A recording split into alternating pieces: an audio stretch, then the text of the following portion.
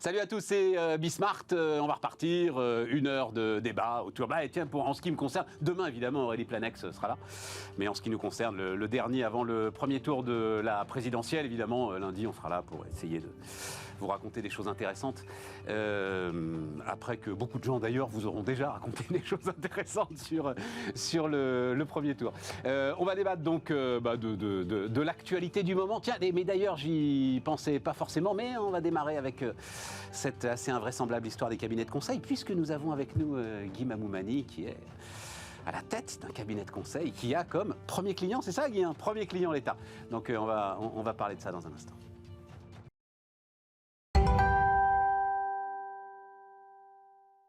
Donc, Guy Mamoumani, salut Guy. Bonjour. Co-fondateur et co-président du groupe Open. Anne-Sophie Alsif, bonjour Anne-Sophie. Bonjour. Chef économiste BDO et Bénédicte Tilloy. Bonjour Bénédicte, fondatrice entre autres de As for the Moon. J'ai reçu un communiqué de presse de As for the Moon. Ça y est, ça se structure et tout. Oui, oui. Et alors, ça y est. Et j'ai vu Industrie 5.0. Oui. Et je ne sais pas ce que c'est, l'industrie 5.0, moi, Bénédicte. C'est l'industrie de la tech. Enfin, c'est l'industrie qui épouse les thèses de la tech. Et qu'est-ce qu'on fait chez Ask for the Moon? Non, mais qu'est-ce qu'elle a de plus que la 4? Parce que moi, je me suis arrêté à 4.0. Elon Musk, il est 4.0, c'est-à-dire... En fait, honnêtement, j'en sais rien. Merci de dire ça. C'est un concept marketing, c'est ça. Honnêtement, j'en sais rien. C'est un cabinet de conseil qui t'a... Honnêtement, j'en sais rien. Non, en revanche, ce qui est important, c'est de dire que dans l'industrie peut-être un peu traditionnelle ou classique en France, il y a des savoir-faire qui sont dans la tête des gens. Et ce qui est important, c'est que ces savoir-faire circulent. Ouais, très important. Et c'est indispensable, c'est un enjeu majeur pour la souveraineté, c'est un enjeu majeur pour la performance économique en France. Et ce qu'on fait avec Ask for the Moon, c'est qu'on fait une plateforme de questions-réponses qui permet en fait de poser des questions et d'obtenir la réponse de la part de la personne la plus qui est susceptible d'y répondre en vrai. C'est-à-dire, on ne spamme pas la terre entière avec une question. Il y a une IA qui va récupérer en fait dans l'entreprise la personne qui sait et qui répond. Et c'est donc des réponses d'experts qui sont faites aux collaborateurs. Et c'est précieux. Par exemple, on travaille pour Framatome. Dans l'industrie nucléaire, il y a un enjeu de savoir-faire qui est majeur. Et donc, récupérer la réponse, déjà à court terme, c'est indispensable. L'indexer ensuite dans une base, ça l'est encore plus. Ça, c'est un des enjeux d'Ask for the Moon. Voilà. Alors, c'est peut-être ça du 5.0. Super intéressant. C'est peut-être ça du 5.0. C'est en fait... Super intéressant. C'est des savoir-faire durables, en fait. Tu vois, si je devais lui donner une définition, pour être un tout petit peu plus corpo que cette blague que je viens de faire, c'est ça. C'est en fait faire en sorte que les savoir-faire soient durables. Tu diras à ce moment-là à ceux qui s'occupent de ta communication de presse maintenant que on comprend pas ça et que c'est dommage. C'est vrai? Ah non. Bon, Il y a cet élément-là, tu vois, qui est alors pour le coup absolument passionnant, et je crois aussi au cœur de tous les sujets industriels. Tous les industriels à qui j'en parle sont aujourd'hui dans un sujet de transmission des savoirs, d'autant plus avec enfin le décollage de l'apprentissage. Et on en parlera avec Guy qui veut absolument en parler, le Big Bang de l'enseignement professionnel qui vient derrière, que ce sujet est absolument central. Et tu vois, ce qui est intéressant, c'est qu'il y a beaucoup de gens qui pensent que le knowledge management, c'est faire des bases de données, mettre tout trier, mettre tout dans un tiroir et en fait l'avoir pour plus tard. Ouais. Et nous, on pense l'inverse, c'est-à-dire qu'en fait, c'est la même chose que la monnaie. Plus ça circule, plus ça crée de valeur. Et donc, on a intérêt à solliciter les collaborateurs pour qu'ils posent des questions, qu'ils posent le plus possible de questions, parce que c'est grâce à ça, en fait, que tout ce qu'il y a dans la tête des gens, en fait, constitue finalement le savoir-faire de la boîte. J'ajoute quelque chose dans la cohésion du corps social. On va avoir un sujet de retraite. Il y a aujourd'hui, Anne-Sophie, je parle sous ton contrôle, je crois que c'est 1/3 des 60-64 ans qui sont au travail, pas plus, voilà, quelque chose comme ça. L'activité en effet des seniors qui est assez bas. Voilà, donc il va falloir évidemment que ce taux d'activité monte. À un moment, dans la cohésion du corps social, ils sont là et vous comprenez pourquoi ils sont là et vous comprenez ce qu'ils peuvent vous apporter, etc. Il y a un enjeu important là aussi. Oui, absolument. Et en fait, c'est en plus des métiers qui souffrent souvent de problèmes de reconnaissance. C'est-à-dire, c'est des grands experts qui sont dans l'entreprise depuis longtemps, qui sont éventuellement connus par leur service, mais qui n'ont pas la réputation interne ou externe qu'ils mériteraient d'avoir.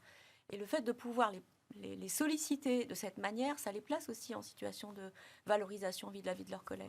Et que ce soit le bâtiment, le nucléaire, l'automobile, tous ces grands métiers qui sont des métiers d'industrie française, ils ont besoin en fait de désiloter leur savoir-faire et de les faire circuler davantage. Et donc c'est un des enjeux d'As for the Moon.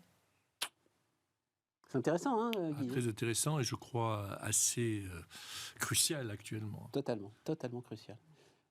Tu veux dire un mot, Anne-Sophie, là-dessus, avant qu'on parte sur les cabinets de conseil? Silotage, c'est vrai qu'on voit que très souvent, ça a un coût économique énorme pour les entreprises. Alors après, c'est vrai qu'il y a des aspects économiques, mais aussi souvent psychologiques, aussi sociologiques, qui peuvent être des obstacles à ça.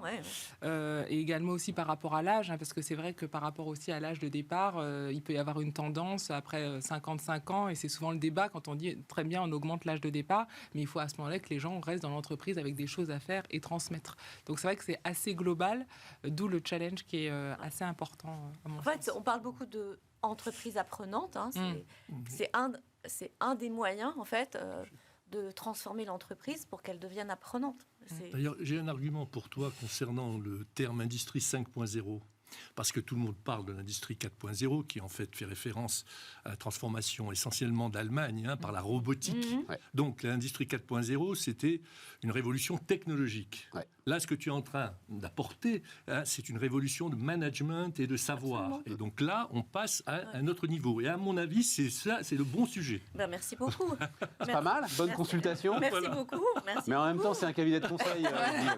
Ça va te coûter 500 000 balles, là. Le PowerPoint. Bon, Guy, tu es fier de travailler pour l'État. Tu es fier voilà, Group Open, donc l'un de ces cabinets de conseil. Tout à fait. Nous faisons 28% de notre chiffre d'affaires avec l'État, ça veut dire près de 80 millions. Ça a dépassé les banques assurances, qui traditionnellement, dans nos cabinets, sont les numéros 1. Et pourquoi je suis fier? Parce que je contribue à la transformation de notre pays. Et tous les soirs, quand je rentre à la maison, je ne me dis pas juste j'ai fait du business. J'ai dit j'ai amélioré le système d'impôt, j'ai amélioré la facturation électronique, j'ai amélioré le système de PV, puisque tout ça, ce sont nos clients. Et je crois qu'on a le droit d'en être fier. Et il faut rajouter que Open, qui fait maintenant des bénéfices corrects, paye des impôts en France, et j'en suis aussi très fier. Mais ça veut dire que les fonctionnaires ne sont pas capables de le faire? Mais non, pas du tout. D'ailleurs, je veux insister sur quelque chose qui est très, très important. Premièrement, nos interlocuteurs sont de très haut niveau. Et je dirais même, à la limite, meilleurs que souvent nos interlocuteurs dans le privé. J'ai souvent Donc les gars de la SI de l'État, mais sont excellents. Par exemple, vous savez que je travaille pour le Health Data Hub. La patronne du Health Data Hub, Stéphanie Combe, c'est une femme absolument exceptionnelle. La patronne de la IFE, c'est une femme exceptionnelle. Donc nos interlocuteurs sont vraiment remarquables. Ils font des appels d'offres sans pitié. Je peux vous dire qu'il faut être les meilleurs pour gagner les appels d'offres. Les meilleurs en termes de compétences comme en termes de prix. Et troisièmement, la façon dont ils gèrent leurs projets est absolument, dans l'état de l'art. Donc, vraiment, pour moi, on ne remplace pas les fonctionnaires. On amène un savoir-faire qu'ils n'ont pas. Et c'est tout à fait naturel, ils ne peuvent pas avoir tous les savoir-faire. On fait des projets qui sont ponctuels. Ça veut dire qu'on réalise quelque chose sur un projet à un moment donné, et puis nous reprenons nos équipes. C'est pas comme des fonctionnaires qui sont là à vie. Ce que vous faites pour toutes les grandes entreprises du privé, pas grandes, toutes les entreprises du privé. C'est ça qui est complètement dingue dans cette polémique. J'ai vu un tweet que j'ai trouvé assez drôle, qui était, quand on a un problème de fuite d'eau, on ne recrute pas un plombier en CDI. C'est exactement ça, très bon. J'ai trouvé que c'était très bien vu. Très juste. Tout à fait. Anne-Sophie? Je dirais surtout sur les transformations. Vous en avez parlé dans le secteur numérique, mais c'est vrai que vous avez beaucoup de domaines où les transformations vont être très rudes, vont être rapides, et c'est vrai qu'il y a besoin d'avoir une efficience et des spécialités. Et donc l'idée, en effet, c'est de se dire comment on travaille ensemble, et vous l'avez dit, c'est assez ponctuel. Et ce qui est aussi assez difficile, c'est d'évaluer les gains de productivité qui peuvent ensuite se dégager une fois qu'il y a des interventions. Et ça, comme d'habitude, c'est très compliqué de le quantifier parce qu'une fois que c'est fait, il n'y a pas forcément d'évaluation à moyen long terme de ça. Donc je pense que c'est pour ça qu'il faut voir la chose assez globalement, en fait, vraiment dans comment ensemble on travaille et comment on a des compétences complémentaires, notamment par rapport aux transformations. Anne-Sophie, avoue que ce serait quand même... Moi, j'en serais ravi. Mais ce serait quand même très, très étonnant que tout à coup, l'État se mette à évaluer les gains de productivité des réformes Non, mais et des c'était normes pour qui parler- le pont à longueur de journée, tu vois. Enfin, c'est... Alors, déjà, il y a des organismes qui font ça, hein, comme France Stratégie, qui font de l'évaluation. Et il y a l'idée d'avoir quand même, après un suivi, de voir quand il y a une mission, eh bien, qu'est-ce que ça a eu en termes de gains, même si, comme tu dis, c'est assez compliqué à évaluer. Hein, ça, en effet, pas de problème. Mais c'est surtout par rapport aux révolutions dont vous parliez de numérisation. Hein. Il y a vraiment une grande problématique sur les gains d'efficacité. On le voit chez tous les candidats. Ils tablent quand même là-dessus aussi pour faire des économies en termes de programmes et d'investir ailleurs. Donc c'est pour ça, à mon sens, que c'est assez central. Et c'était juste pour dire à chaque fois, voilà, on dit somme d'argent énorme, mais il faut aussi le voir, l'investissement par rapport aux gains, pour répondre à la polémique, aux gains de productivité qui sont derrière, mais qui ne sont pas quantifiés. Et donc, qui sont plus difficiles à discuter en disant, regardez, certes, ça a coûté ça, mais voilà les gains qu'il y a eu. C'est 1 milliard.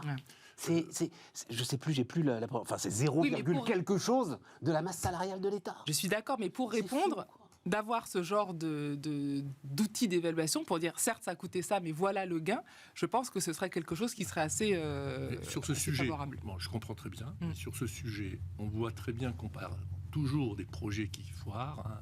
Oui, ça, c'est... Louvois, t'étais dans l'histoire de... Non, pas du tout, mais je ne veux pas me désolidariser. Vous vous souvenez, c'était le système de paie des militaires. Le système de paie des militaires, le système de paie des fonctionnaires. Enfin bon, il y a eu plein de projets qui ont foiré, et c'est triste, hein, et c'est regrettable. Hein, mais les centaines, voire les milliers de projets qui fonctionnent et qui, sans discussion, comme les impôts par exemple, ont bénéficié à l'État, on en a parlé tout à l'heure, eh bien ça, il n'y a même pas à discuter. Tout le monde voit bien ce que ça a rapporté à l'État. Ouais, mais ça, c'est, je crois, typiquement français. Hein, c'est-à-dire, vas-y, on fonce, il y a un scandale sur un échec, et on en fait une généralité, alors que la vraie généralité, c'est que, au contraire, moi je témoigne que eh bien, les projets sont plutôt bien gérés, qu'ils sont menés à bout, et pour aussi faire la lumière sur un sujet qui est souvent évoqué, qui sont normalement payés par l'État. Parce que vous savez, on dit souvent que l'État est mauvais payeur. Je conteste aussi cette affirmation. Ouais, mais là, t'as de la chance. Non, c'est parce qu'ils ont vraiment besoin de toi. Attends, quand je fais 80 millions avec l'État, je peux quand même témoigner. C'est-à-dire, c'est pas toutes les minutes, hein, mais on a un process de règlement qui amène à des délais de règlement qui sont équivalents à ceux du privé. Voilà. Bon, je voulais le dire parce que on a souvent tendance à dire que l'État est mauvais payeur. Oui, c'est vrai. C'est vrai. Mais d'ailleurs, je ne crois pas. Les chiffres du médiateur des entreprises, l'ensemble des chiffres confirme. Non, mais je suis ravi pour toi, hein, Guy, mais confirme que l'État est quand même un plus mauvais payeur globalement que les entreprises privées. Tu veux rajouter un mot sur... Non, moi, la question que je me pose, juste quand même, alors peut-être pas toi, parce que Groupe Open n'est pas exposé, etc., mais ça va poser un problème dans les relations. Il va y avoir des traces de cette polémique une fois qu'elle sera retombée. J'en suis convaincu, malheureusement. Hein, Et donc ça va pour toi ralentir la transformation de l'État, en fait. J'imagine, j'espère qu'on saura prendre du recul par rapport à cette affaire, mais malheureusement, à nouveau, on donne une connotation négative à quelque chose qui est extrêmement positif pour notre pays. Et on en tire quoi j'ai entendu des problèmes fiscaux, j'ai entendu des... Oui, mais c'est ça qui est... En fait, Guy, mélange tout. Je vais faire le pédant. La gâchette, le trigger, le déclencheur de ce truc, c'est le problème fiscal. En fait. Oui. Ce qui a vraiment allumé allumé la mèche, c'est l'histoire des frais de transfert au Delaware. Et là, effectivement... Bon. Mais il ne faut pas me jeter le bébé avec l'eau du bain. En fait, oui, c'est de ça dont il s'agit quand même. C'est-à-dire, qu'est-ce qui est reproché à ce cabinet anglo-saxon ? C'est la question fiscale. Après, on voit que ça représente 1 milliard. Après, on commence à parler de proximité politique. Mais ça nécessite de la part des cabinets, en fait, une rigueur absolue. Mais ils sont rigoureux. Mais bien sûr, J'en sais rien, mais je mets ma main droite au feu qu'il n'y aura rien à reprocher à McKinsey. Absolument rien. J'en sais rien. Je n'en sais rien. Je pense que ou alors, si le service taxe de McKinsey n'est pas foutu de respecter les lois internationales, alors on aura de bonnes raisons de plus contractualiser avec McKinsey. Tu vois, je ne connais pas le dossier et je n'en sais rien. Et j'ai travaillé dans une grande entreprise publique dans laquelle ces questions-là se sont posées. Et il y a toujours une attention qui est de la part notamment des organisations syndicales sur le fait qu'il y aurait des métiers en fait qui ne seraient pas rémunérés au sein de l'entreprise et qui rémunéreraient des cabinets. Voilà. Cette polémique, elle existe, elle est assez... quels que soient les bords politiques d'ailleurs, on la retrouve de manière récurrente et on la retrouve à l'occasion de ce rapport. Et donc, après, la question, c'est de ne pas prêter le flanc à ce genre de polémique parce qu'elle est naturelle et elle fait partie du clivage naturel qu'il y a en France et qui considère que entre les fonctionnaires d'un côté et puis les grands cabinets anglo-saxons de l'autre, il y aurait une incompatibilité idéologique qui ne permettrait pas de bien travailler. Alors qu'en revanche, moi j'ai la conviction qu'on a intérêt à marier et à métisser ces cultures. Tiens, je vais vous raconter ce qui se trouve il y a 2 jours. Je discutais, ça va permettre de rendre hommage à Pierre Nanterme, ancien patron monde de cette considérable entreprise qui est Accenture. Et donc je discutais de ça avec l'un des cadres dirigeants actuels d'Accenture en France, qui disait, Pierre Nanterme là-dessus, disait, c'est vraiment l'histoire de la femme de César. Quand vous travaillez pour l'État, même l'apparence de quelque chose d'illégal est inacceptable. Vraiment, ça va dans ton sens. L'exemplarité. Non, ça allait au-delà, si tu veux. Tu vois, il disait, il faut vraiment aller au-delà de l'exemplarité. Il faut même qu'il n'y ait pas l'apparence de quelque chose qui puisse être sur la ligne jaune. Voilà. Oui, parce que là, on est... comment dire, le clivage existe et préexiste à tout.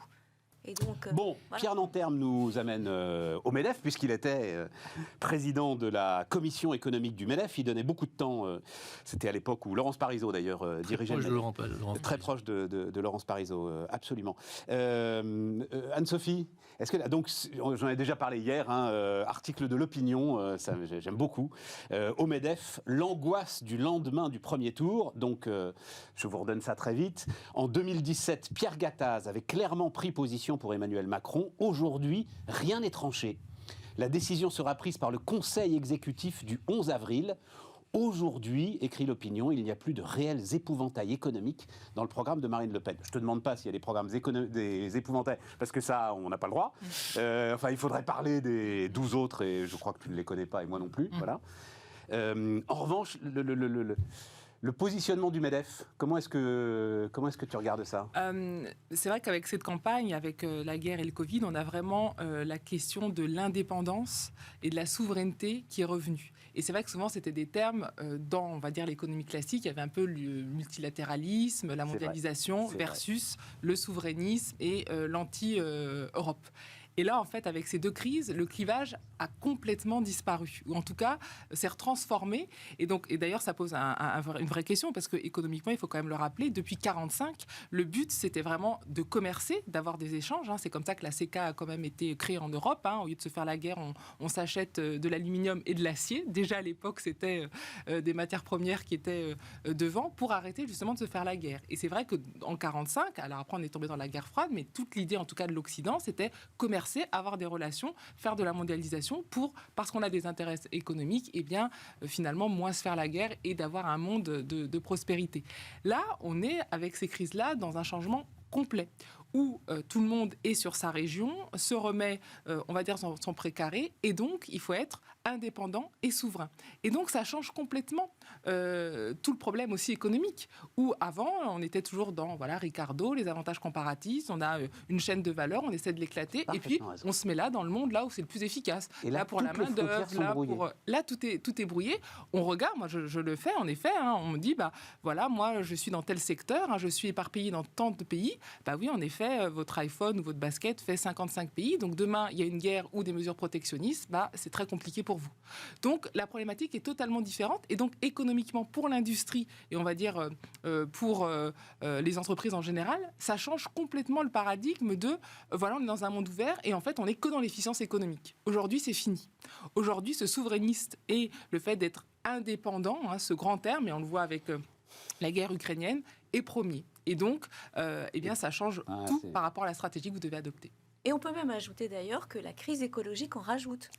Exactement. Parce que la question de la chaîne de valeur qui est éparpillée façon puzzle partout, il faut bien la reconstituer avec le transport. Parce que les coûts de transport, qui étaient, on va dire, un entrant qui n'existait pas dans la mondialisation, demain sera un entrant très, très cher. Ça devient un enjeu économique, ça devient un enjeu de carburant, ça devient un enjeu de... Et de prix, et donc de compétition.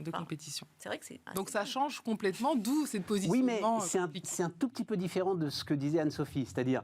Toi, tu le mets encore sur le terrain de l'efficacité. Effectivement, crise climatique, le sujet du carbone et donc du transport, c'est le terrain de l'efficacité. Anne-Sophie, et c'est là où c'est brillant, c'est sur le terrain des valeurs. Oui, c'est-à-dire, absolument. c'est les valeurs qui sont complètement mais t'as les deux qui s'additionnent. Oui, mais... Mais les valeurs sont quand même... sans doute. C'est un sujet de valeur. Et là, c'est vrai qu'on est perdu. Sachant que... Ah, dis donc, c'est... Oui. Sachant que le souverainisme... Oui. Ah non, mais ça m'intéresse beaucoup. Guy ? Moi, je reviendrai à la position du MEDEF, qui... T'es membre du MEDEF, toi, Guy ? Ah oui, comme Groupe Open, mais t'es pas dans une commission, parce que comme t'as été... Je suis même retiré de mes fonctions. Oui, c'est ça. Tu as donné ta personne à la France, exactement. Et maintenant... j'avais vécu cette période-là avec Parisot, Nanterme, etc. Et je ne sais pas si vous vous en souvenez, Parisot avait fait un livre anti-Le Pen. C'est vrai. Donc vraiment, il y avait un engagement de Parisot sur ce sujet-là. Bon, on voit qu'il y a quand même une évolution. Alors, est-ce que c'est l'évolution du MEDEF ou c'est l'évolution de Le Pen et sa dédiabolisation, c'est ce que nous dit Anne-Sophie. Que tu nous as dit, exactement, oui, qui change un peu on le voit économiquement. Les frontières. C'est le tournant des valeurs. Oui. Bon. Tu sais, c'est intéressant parce que j'ai pas fini, mais les autres qui ont un problème, c'est la CGT. La CFDT nous dit l'opinion n'aura aucun problème. Voilà, ils vont appeler à faire barrage à l'extrême droite, quel que soit le candidat en face. La CGT, c'est pareil. Ils ont le même souci. Oui, parce que tout le... alors en plus, eux, ils ont une partie de leur toute électorat... la structure était travailleurs, de l'autre côté, on vend la force de travail, avec justement cette mondialisation, ces délocalisations, et donc la lutte contre ça et de la compétitivité, notamment sur le coût du travail. Là, en effet, les cartes aussi sont complètement rabattues, donc c'est compliqué de se repositionner idéologiquement. Le Pen peut dire merci à Zemmour, parce que... Oui, mais ça, on ne pas là-dedans, on n'a pas le droit. Restons sur un nuage. Un autre débat. Moi, je suis assez bluffée aussi par ce que vient de dire Anne-Sophie. Ce que je trouve intéressant par ailleurs, c'est que la question de la souveraineté, c'est quelle souveraineté ? Est-ce que c'est une souveraineté nationale ou est-ce que c'est une souveraineté européenne ? Et cette question, elle est revenue aussi sur le devant de la scène. Et finalement, peut-être que le nouveau clivage, il est là. Il est entre de savoir si c'est une souveraineté française ou une souveraineté européenne. Tu as raison. Guy, Big Bang sur l'enseignement professionnel, ça t'intéresse, donc c'est vrai que c'est au cœur pour le coup du programme de l'autre candidat potentiel au second tour.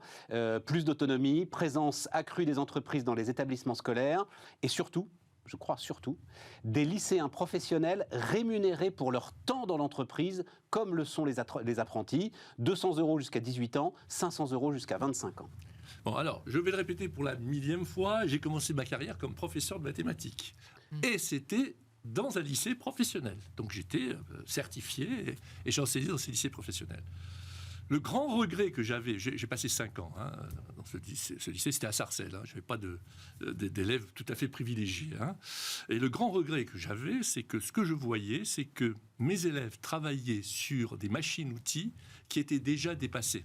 C'est-à-dire qu'eux, ils allaient sortir dans 3 ans, dans 5 ans, sur le marché du travail, et ils auront fait toutes leurs études sur quelque chose qui était déjà dépassé. Donc, c'était terrible, c'est un gâchis colossal. Donc, en effet, j'ai accueilli avec beaucoup, beaucoup de bonheur le fait qu'on dise, attention, l'enseignement professionnel, c'est quelque chose de prioritaire dans notre pays. Pour revenir à ce que nous avons dit dans l'industrie, il est absolument impératif d'avoir des jeunes qui sortent du lycée professionnel, voire après des BTS ou des UT, un peu prêts à travailler avec des machines-outils modernes, des machines-outils anciennes, et donc prêts évidemment à comprendre les enjeux du numérique, puisque toutes ces machines-outils, je vous rappelle que l'ouvrier de demain va travailler avec un iPad à la main, il ne va pas être avec une fraiseuse ou je ne sais quelle lime. Clé à molette. Clé à molette, tout ça. Donc il faut une burette d'huile. Bon, mais Moi, je trouve que ça devrait s'inscrire dans une priorité absolue qui est l'éducation nationale.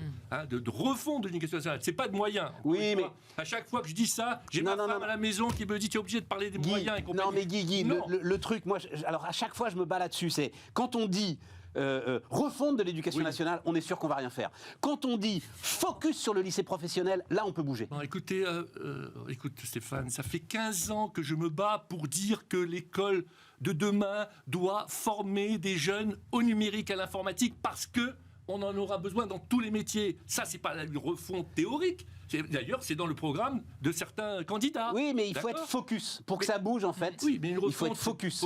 Avec un bon cabinet de conseil qui te fait un plan de transformation. Franchement, il faut on sait tout ce qu'il y a à faire. On sait tout ce qu'il y a à faire. Et ce que tu viens de décrire sur l'enseignement professionnel, c'est une des pièces majeures du puzzle. Et de fait, tu vois, par exemple, sur les apprentis, il y a eu des choses absolument spectaculaires qui ont été faites. Bon, 1 million de comptes. Je crois que c'est 1 million, Anne-Sophie. Oui, mais je crois qu'en fait, il y avait un décompte à 700 000, mais qu'on sera à 1 million sur l'année. D'accord, sur l'année. Voilà, ça, c'est la première étape, tu vois. Ça, c'est déjà une étape majeure. Alors, juste parce que je le dis un mot, puis les gens ne peuvent pas nous regarder. Jérôme Matisse, professeur d'université hier, a dit un truc très très intéressant sur la rémunération. Il dit, en fait, quand vous avez des lycéens qui commencent à choisir des filières, ils peuvent être tentés par, j'en sais rien, l'anthropologie appliquée, etc. Et tout. Mais s'ils voient que leurs petits camarades, qui choisissent des filières beaucoup plus opérationnelles, commencent déjà à être rémunérés, à rentrer dans le monde de l'entreprise, ça peut éviter des erreurs d'aiguillage. Ça évitera pas la passion s'il a une passion, mais ça peut éviter des erreurs d'aiguillage. Je trouve ça intéressant. Bon, alors, Guy, non, tu es dubitatif là-dessus. Non, je ne suis pas dubitatif, c'est que j'ai beaucoup réfléchi à ce sujet. Alors, d'ailleurs, vas-y. j'ai écrit une tribune qui va paraître dans les Échos demain ou après-demain sur justement l'orientation des fonds vers les formations professionnalisantes.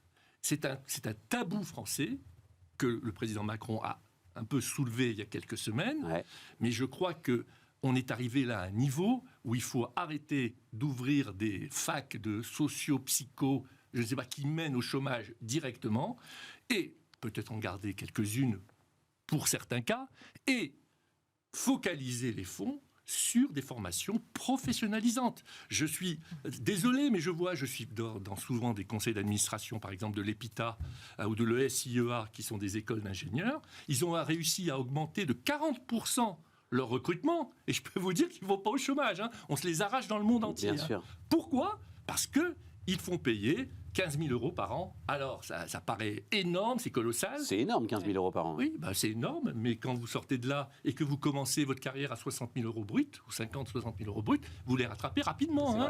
Et de l'autre côté, vous avez des écoles d'ingénieurs françaises extraordinaires, comme Télécom Paris-Tech, par exemple, beaucoup d'écoles d'ingénieurs et de facs, qui ne peuvent pas augmenter leur formation parce que tout simplement c'est gratuit. Bon, c'est 1 000 ou 2 000 euros par an. Donc là, nous avons un souci. Il faut absolument qu'on oriente les jeunes vers des formations professionnalisantes. Et on aura comme ça des millions, ou en tout cas des centaines de milliers de chômeurs en moins. Anne-Sophie ? Alors, tout à fait d'accord, notamment sur le succès de la formation professionnelle et de ce taux d'emploi des moins de 25 ans qui a beaucoup baissé grâce à ça. Et parce que c'est quand même eux qui ont été très impactés avec le Covid, donc ça, il faut quand même le rappeler. Après, là aussi, attention, et regardons aussi ce que font nos voisins. Il ne faut pas opposer la sociologie avec forcément la spécialisation professionnelle sur un métier. On forme des citoyens, et surtout dans le numérique et dans tout ce qui est transformation, on a aussi besoin d'avoir des gens qui sont créatifs. Et d'ailleurs, on le voit, que ce soit en Allemagne ou aux États-Unis, vous faites de la philosophie de l'anthropologie et en même temps, vous êtes ingénieur. Donc, je pense que là aussi, il ne faut pas opposer. Anne-Sophie, je vais faire le compliment suprême. J'entends ma femme. Et inspectrice d'éducation. On va marquer une pause. Marquons une pause. Oh non, ça me fait trop rire. C'était une consultation de grands patrons. On utilisait l'outil Klaxoon que tu connais peut-être, les gars commençaient à écrire. Et donc la question qu'on posait, c'était qu'est-ce qui vous empêche de dormir ? Et l'un d'eux se penche vers moi, fait ma femme, mais je peux pas l'écrire sur le post-it là. Oh, mais ça dépend pourquoi. Allez, on marque une pause.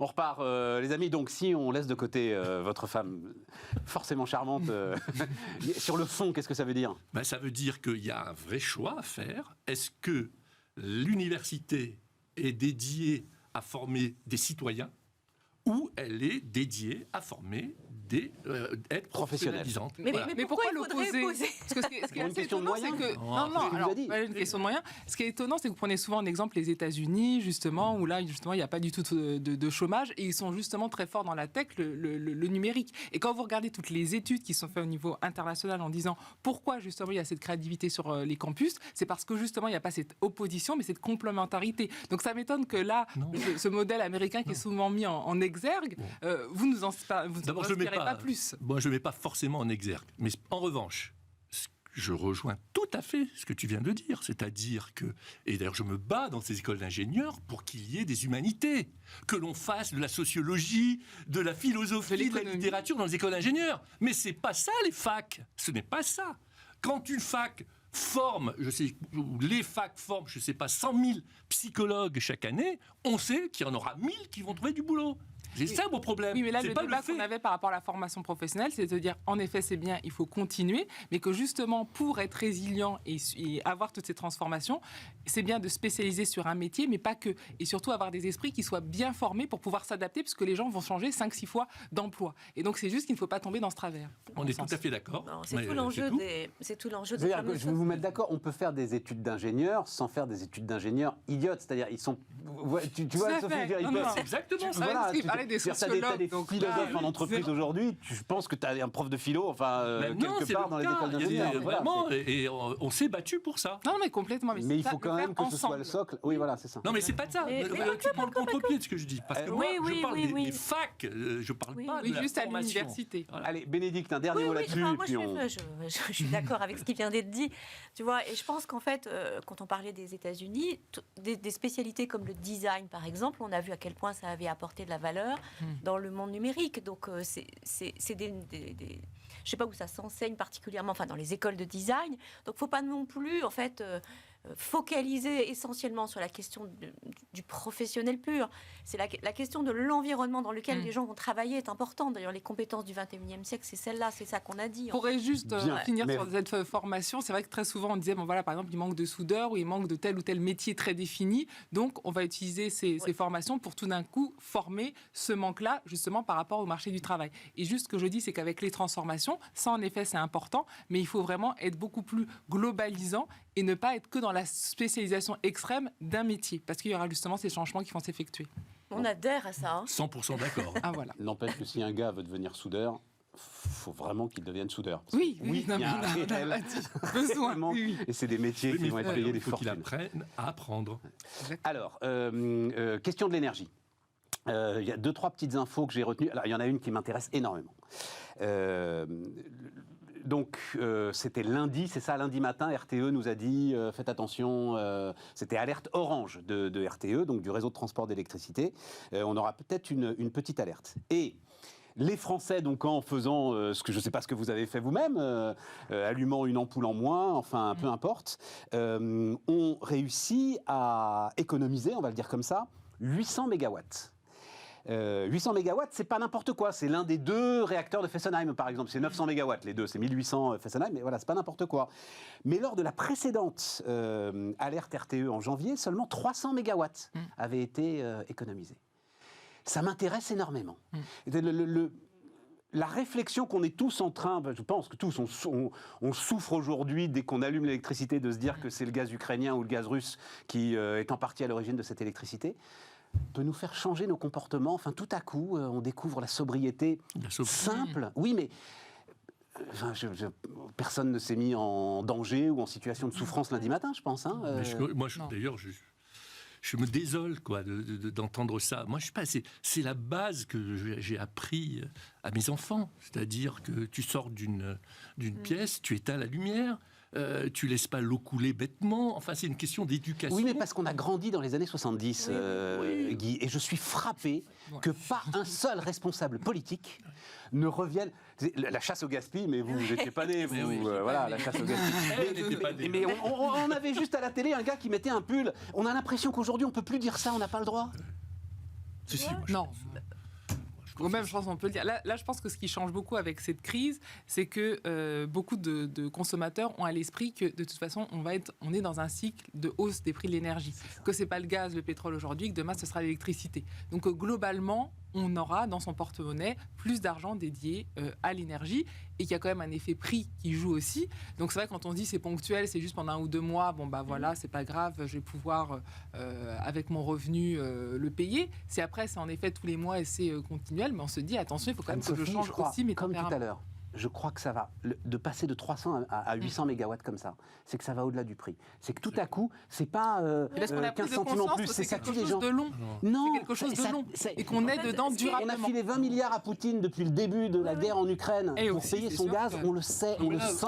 Aujourd'hui, Vous on le oubliez sait. un paramètre, parce que là, on est très terre à terre, mais il y a vraiment une prise de conscience écologique Oui. de tout le monde sur des valeurs environnementales. Je vois même dans nos métiers maintenant, on demande vous êtes à sous faire pression. de l'éco-conception. Ouais. Tout Je veux à dire, fait. Après, ce pourquoi que je tout le dis monde juste, c'est pourquoi quand... on dit ça? Parce que on sait que nos collaborateurs, nos clients, tout le monde est mobilisé maintenant sur ces sujets-là. Il faut vous rendre compte que, par exemple, sur un appel d'offres, eh bien, on vous demande quels sont les efforts environnementaux que vous faites dans votre entreprise. Oui. Donc, Non, mais il y a une ça- prise de conscience générale mondiale qui, aujourd'hui, moi, c'est comme ça que j'explique le passage de 300 à 800. C'était vrai en Pas janvier, que- pas Guy. que- pas que- C'était pas que- c'était vrai en janvier. pas que- Je ne pense Moi, pas. je crois que c'est Moi, je l'Ukraine pense que est un c'est- virage. Moi, j'ai Bénédicte. Moi, j'ai l'impression qu'en fait, il y a une espèce de cause de fond qui est liée à l'écologie.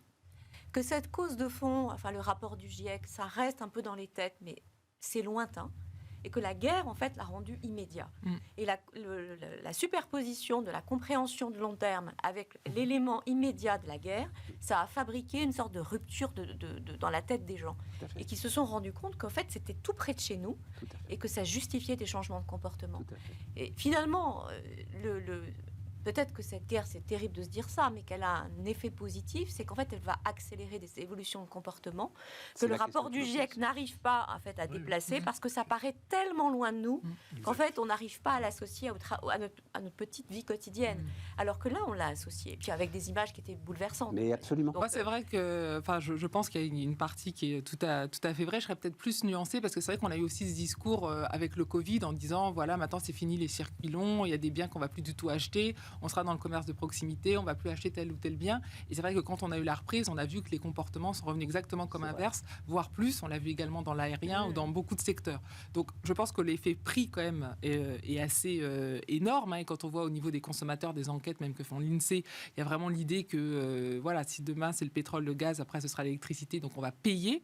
Et donc il y aura vraiment une somme d'argent conséquente pour cette énergie. Donc ça, je pense quand même que on voudrait Et donc, dire il y a ça des veut dire, changements de Anne-Sophie, pour consommation. toi, l'État a tort mais, de nous protéger. On le disait hier, hein, les chiffres sont quand même impressionnants. Aux Pays-Bas, donc l'inflation est quand même de 12% là, hein, oui, sur beaucoup un rien à an voir au avec mois de nous. mars. Et ton confrère de Rexecode, Denis Ferrand, a fait un calcul. Les Néerlandais, en fait, ont dépensé l'intégralité de l'épargne Covid en électricité, etc. Parce que le gouvernement néerlandais joue la vérité des prix totale. Et donc, ça veut dire que tu penses que le gouvernement français a tort de... Alors lui, au contraire, nous super protéger Exactement. contre l'ensemble de ces hausses. Alors, je pense que ça, c'est bien à court terme, hein, puisque là, il y a des hausses, on essaie de le faire, mais qu'après, il y aura la question finances publiques, donc ce ne sera pas, c'est pas des solutions pérennes à 2-3 ans, et que par contre, il faut s'habituer à le lier par rapport aux revenus. À mon sens, lorsque vous avez un revenu assez haut, vous pouvez beaucoup plus absorber ce genre de choc. La question, c'est vraiment les inégalités, et que vous avez 6 millions de foyers qui, eux, peuvent vraiment totalement décrocher dans une très, très, très forte précarité énergétique, de travail colossal. Donc, à mon sens, c'est vrai qu'il faut plutôt cibler les aides, donner plus à ces ménages-là qui vont être très impactés. Et après, en effet, si vous avez un revenu plus important, ben, c'est sûr que ça aura un impact, mais il va falloir, en effet, l'accepter. La question de la disponibilité de l'énergie, hein, c'est ça qui devient quand même très impressionnant, est aujourd'hui la première préoccupation des chefs d'entreprise. Un tiers des chefs d'entreprise interrogés par la CPME estiment que cela remet en cause leur modèle économique. Un tiers des chefs d'entreprise. 56% des sondés, donc toujours chefs d'entreprise, CPME, qualifient la crise de structurelle. Voilà, donc c'est les deux chiffres que je voulais vous apporter. Ça a déplacé les lignes de force, y compris sur le nucléaire. Complètement. C'est intéressant. Hein. Complètement. Moi, ce qui m'étonne un peu plus dans ce débat, on en parlait beaucoup par rapport, là on a parlé un peu des États-Unis, c'est quand même ce qu'ont fait nos partenaires et dans quelle situation énergétique ils sont. Et je trouve qu'on n'en parle pas beaucoup. Nous, en effet, nous sommes restés dans cette dépendance en Europe, notamment en Allemagne. Et d'ailleurs, l'Allemagne et le bilan de Merkel est très critiqué Oui, tu trouves en qu'on ce n'en parle moment. pas beaucoup de ça On en parle de la dépendance par rapport à la Russie, mais on ne dit pas qu'est-ce que l'Europe a fait depuis 20 ans pour se retrouver dans cette situation-là. Et de la position allemande dans ce résultat qu'on a là. Oui, enfin la position allemande. Nous, on a fait en effet Fessenheim, il ne faut pas l'oublier non plus. Oui, on peut aussi voir ce qui s'est passé au niveau de l'initiative européenne pour avoir justement une énergie en Europe et d'avoir en tout cas une politique européenne de l'énergie. On voit que depuis 20 ans, il n'y a quand même rien qui a été fait. Vous regardez aux États-Unis, ils n'ont pas de problème d'indépendance énergétique et aujourd'hui leurs fournisseurs, c'est plutôt le Canada et le Mexique. Et quand vous regardez la Chine, eh bien, au niveau de ses fournisseurs d'énergie, vous n'avez pas un pays qui a plus de 10% globalement de fournisseurs, avec une diversification en Asie et en Afrique. Et là, deux régimes politiques avec États-Unis des alternances. Donc je pense que là aussi, nous qui sommes souvent assez critiques, il faut aussi voir ce que nous n'avons pas du tout fait en Europe et que c'est 20 ans, à mon sens, d'immobilisme qui font aussi qu'on a cette... Ouais, mais alors tu vois, Anne-Sophie, on va revenir, il y a ce grand truc là de retour de la planification. Oui, les autres ont planifié, ça c'est sûr. Non mais voilà, c'est ça. On a une capacité à oublier qu'on avait une programmation pluriannuelle de l'énergie qui, il y a encore 3 ans, nous disait qu'il fallait fermer 14 réacteurs nucléaires, tu vois. Donc... Ces histoires de planification écologique, même le MEDEF, même Geoffroy Roux de Bézieux nous dit oui, effectivement, planification écologique. Et ne pas utiliser évidemment le gaz de schiste puisque c'est dangereux. Mais le problème, ne pas utiliser le gaz de schiste. Maintenant, on importe des États-Unis. Exactement. Bon. Et que Biden demande aux foreurs américains de retourner dans le Permien. Mais c'est intéressant comment tu le mets, c'est tout de suite. Est-ce qu'on va faire du nucléaire? Est-ce qu'on va fermer une centrale? Et tout de suite, le débat est là. Là, je ne parle pas de ça. Là, je parle que dans les autres blocs, il y a eu vraiment une discussion stratégique sur qu'est-ce qu'on fait. Et ça, on ne l'a absolument jamais eu en Europe. Et quand on a essayé de l'avoir, à l'échelle européenne, tu veux dire? À l'échelle européenne, oui, on n'a jamais eu de résultat. Donc, à chaque fois, ça se traduit par attention, donc nous, on est dépendant à temps. Alors, comment on va faire de notre côté pour essayer on ne va plus passer par l'autre. On ne l'a pas eu à l'échelle européenne, mais on l'a eu dans les échelles nationales. Oui, mais le problème, c'est que les autres l'ont eu. Oui. C'est ça le problème. Et qu'aujourd'hui, au niveau politique, on le voit par rapport à cette guerre, ça a une conséquence énorme. Oui, mais la conclusion de ça, c'est oui, non, l'Europe n'est pas un système fédéral. Nous sommes d'accord, mais c'est vrai que c'est quelque chose qui est toujours lointain. Là, c'est des conséquences qui sont très concrètes. Juste parce que oui, je ne voulais pas rater quand même, Guy, ce sujet qui m'intéresse beaucoup et qui t'a énervé. Alors, il est un peu vieux, mais c'est pas grave, ça va vous intéresser, il faut que je retrouve ça. Les histoires, on va voir, il est passé très très vite, de manière fugace. Le tweet de c'était quand, tu t'en souviens, le petit coup de bourse sur Capgemini. Donc recul de Capgemini sur 2 jours parce que il faut que je retrouve ça, c'est pas possible, bon Dieu. Voilà. Fin février, recul de 7% du titre en une journée. Après la révélation d'un turnover plus important que prévu, 23,5% des salariés de Capgemini, donc sur 12 mois, avaient quitté la boîte. C'est 325 000 salariés, Capgemini. C'était 25,5 chez Infosys, qui avait été un peu secoué aussi, le géant indien. Là, c'est 250 000 salariés. Et ça t'a énervé. Tu as vu ma réponse au tweet que j'ai fait? Non, j'ai pas vu le tweet que tu as fait toi. J'ai répondu à ça. Parce que franchement, c'est encore une fois une telle méconnaissance. C'est les analystes du secteur là qui sont sur Capgemini. Non, lui, ça c'est le directeur d'Investir qui n'est pas l'analyste. Non, mais le directeur d'Investir, il dit juste qu'il y a eu un recul de 7%. Ceux qui ont vendu Capgemini, c'est les analystes du secteur. Et il dit que c'est dû au 23,5%. Et toi, tu crois que c'est pas ça? Mais bon sang de bonsoir, on aurait pu me téléphoner. Ça fait 15 ans que je suis ce métier et que 23,5%, c'est la moyenne du turnover de la profession. Mais qu'est-ce qu'ils ont découvert? Mais c'est incroyable. Mais il n'y a pas d'autre raison qui ait justifié ce recul de Capgemini. Tu sais, ça c'est le on-dit et puis c'est la bourse. C'est la bourse. Mais bien sûr, c'est la bourse. J'en profite pour lui dire à ce monsieur que le Capgemini a récupéré ces 7%. Donc franchement, c'est de la. Et je me demandais justement. Mais oui, il les a récupérés. Mais ça t'a énervé parce que Groupe Open a été secoué aussi dans le même truc? Non, toi ça s'est bien passé. Sorti de la bourse. C'est presque sorti de la bourse, d'accord. Non, c'est juste ce qui m'a énervé, c'est que c'est une méconnaissance du métier. Nous sommes dans un métier où il y a entre 20 et 25% de turnover. Alors, au moment de la Covid, il y a eu 20%, parce qu'évidemment, on était plus prudent. Maintenant, ça remonte, 22, 23. Et c'est caractéristique de ce métier, parce qu'il y a une telle tension due à tout ce que je dis depuis le début sur la formation, l'éducation numérique, etc., que les gens bougent beaucoup en gagnant à chaque fois 10 ou 20% de salaire en plus. Et ça n'a rien à voir avec la grande démission. Mais quelle grande démission?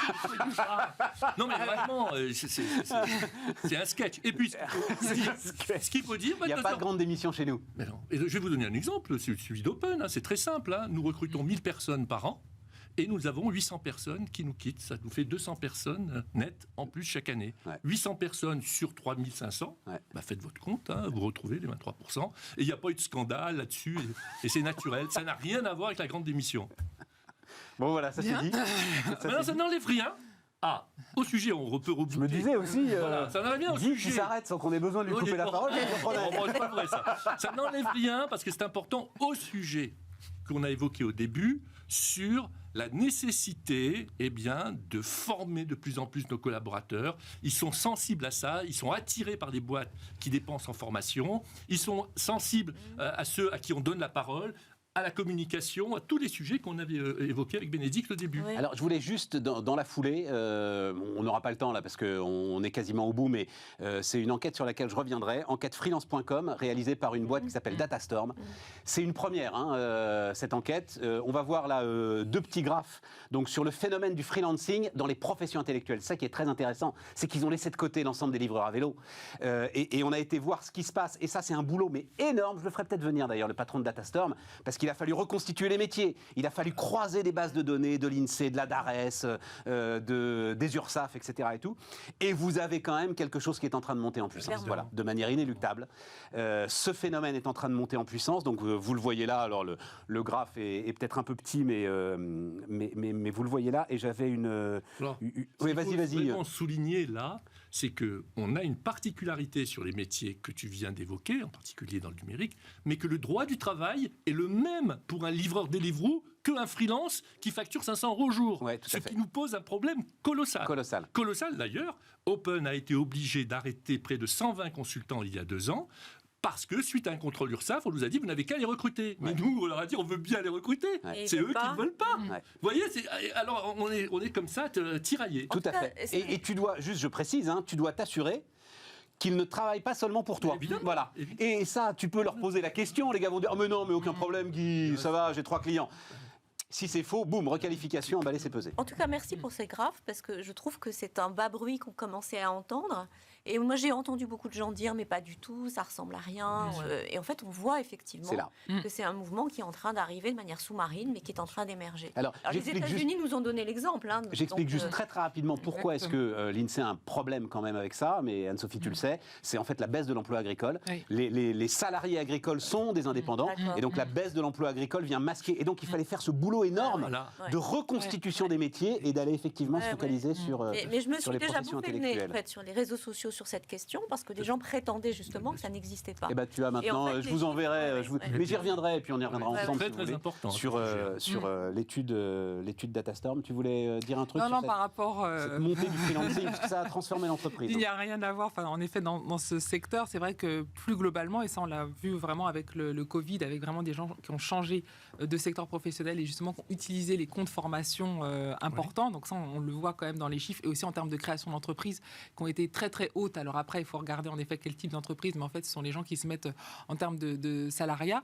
C'est vrai que là aussi, ça pose énormément de questions dans ces métiers-là, la question de la formation, parce que c'est vrai que si vous changez tout le temps, est-ce qu'il faut avoir les mêmes outils pour bien former les gens, et qu'à chaque fois, certes, on est indépendant, mais on continue de monter en compétences. Et traditionnellement, ça passait par les structures d'entreprise classiques. Absolument. Ça passait par Ask for the Moon. On n'est plus dedans. Exactement. Et puis globalement, pour des secteurs comme le vôtre, avec les transitions, il y aura des vrais sujets de dire, voilà, on va être indépendant, avec les sujets de mode de vie, qui sont quand même très importants et qu'on a vraiment vu émettre par le Covid, et là qui restent, alors, également dans les enquêtes. Pondéré quand même, et là, c'est un vrai pondéré quand même par, si on peut le revoir le graphe, par l'âge moyen. Moi, ça a été. C'est mes deux 45. surprises. Ouais. La première surprise, c'est l'âge moyen, c'est au-dessus de 40 ans. Voilà. Oui, parce qu'il faut Donc, souvent avoir il y a quand une même un grosse capital expérience, sans doute professionnel, déjà tout à fait. un certain financier. nombre de clients, etc. Et donc, l'enjeu de formation est peut-être moins crucial, premier point. Deuxième point, très masculin, avec un truc qui va te faire... Ça, c'est la qui va question vous de la faire prise hurler. de risque, globalement. Les écarts salariaux sont les mêmes. Les femmes... Bénédicte, je ne sais pas pourquoi je me tourne vers toi, ça rappelle. Les femmes qui... Parce que pourtant, là, c'est toi qui décides de ce qui s'appelle ton taux journalier moyen, ce fameux TJM des indépendants. Eh bien, tu retrouves cette différence de 20% Incroyable. entre le TJM d'un gars et le Oui, mais ça, tu as TJM lu toutes d'une les femme. études, même de négociation salariale, où les Ouais. femmes se souvent toujours. Enfin, donc tu le retrouves forcément En là fait, aussi. c'est Mais c'est fou quand même. Mais c'est Franchement. l'internalisation de fameux sentiment d'imposteur, en fait, que tu réinternalises finalement au moment où Et là, il tu faut des demandes- sociologues justement pour l'étudier. Bravo, Anne-Sophie. Redoutable. Et le troisième point, c'est que ça n'est pas l'IT qui est la première. Alors vraiment, et le gars de Datastorm était lui-même très surpris, sont des fonctions considérées comme régaliennes dans l'entreprise, c'est-à-dire fonction finance.